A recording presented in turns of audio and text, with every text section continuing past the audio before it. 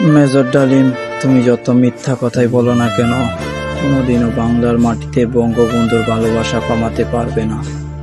তুমি ভালোভাবে জানো, 50 বছর পর তুমি এসেছ। আওয়ামী লীগ সরকার পতন হওয়ার পরে তুমি লাইভে এসেছ।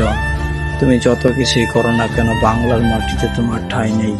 তুমি একটা রাজাকারের মতোই থাকবে। তোমার বিচার আল্লাহ পাক অবশ্যই করবে। আওয়ামী লীগ সরকার যদি করতে না পারে, আল্লাহ পাক অবশ্যই করবে। তুমি বঙ্গবন্ধু দেশের শ্রেষ্ঠ একটা নেতা, পৃথিবীর বৃহত্তম একটা নেতা, সর্বোচ্চ পদে আছিল, সর্বোচ্চ ভালো নেতা।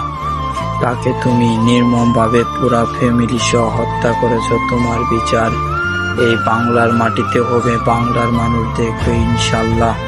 তো বাংলার মাটিতে রাজাকারের ঠাঁই নাই। জয় বাংলা, জয় বঙ্গবন্ধু, জয় হোক বাংলাদেশের। ধন্যবাদ সবাইকে।